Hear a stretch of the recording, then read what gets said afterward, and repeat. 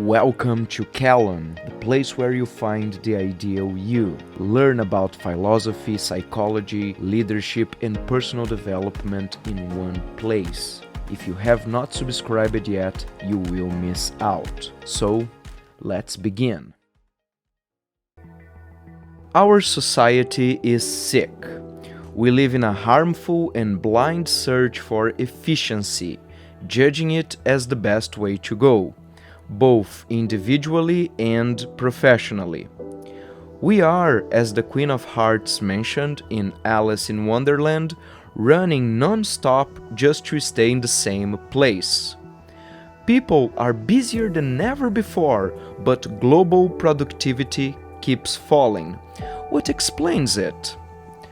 Our objective today is not only to show why this is happening, but also to understand how we can escape this pathological quest for unbridled efficiency. We will learn to do more sustainably with less, prioritizing what is important, being productive, not simply busy. The time management matrix. Eisenhower, the 34th President of the United States, once mentioned, "I have two types of problems, the urgent and the important. The urgent ones are not important and the important ones are never urgent." Through this reflection, the Eisenhower time management matrix was created. This matrix allows us to organize different activities into 4 quadrants, with 2 main aspects, importance and urgency. So we have the following. We realize that the combination of the 2 aspects, urgency and importance, give us 4 possible combinations, 4 different quadrants. What does each of them mean? Quadrant 1, important and urgent. These are the activities that need our attention right now, and will usually bring results in the short term. For example, replying to emails and messages, dealing with everyday problems, facing crises and emergencies. Quadrant 2, important and not urgent. These are activities that are long-term, that we do not see the result at the same moment we do them. For example, learning a new language, developing some skills, doing physical exercises, and weekly planning.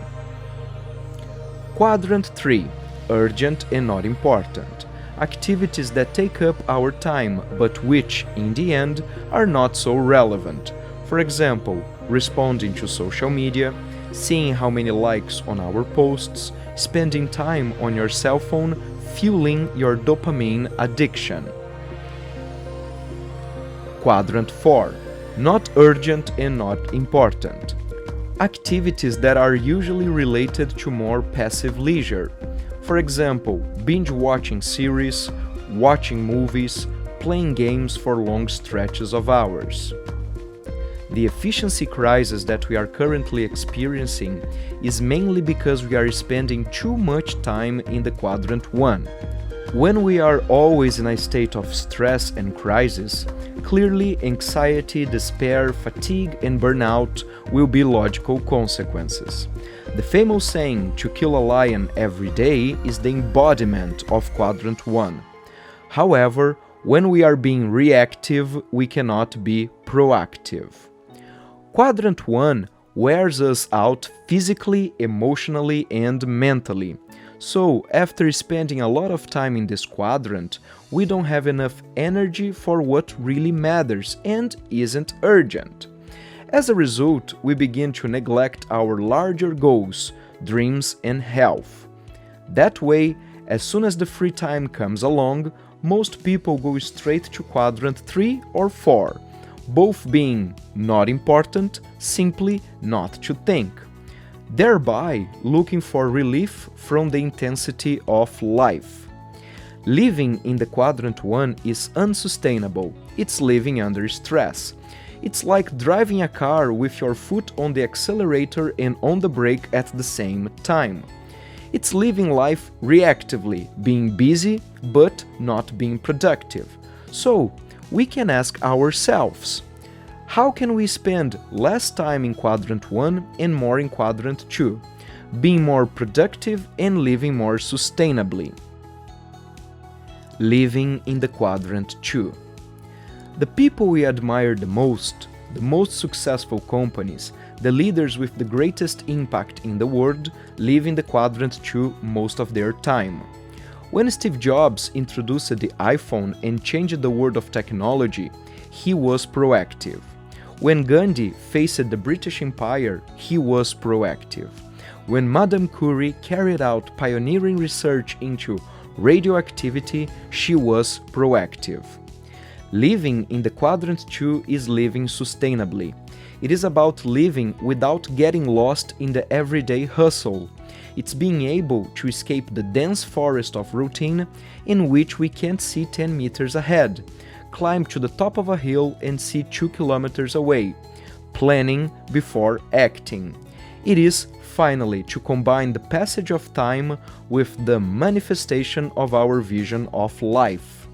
So, on the one hand, quadrant 1 means living in crisis, being reactive, having a short-term view, focusing on deadlines, dealing with emergencies, being busy, low prioritization, and little planning.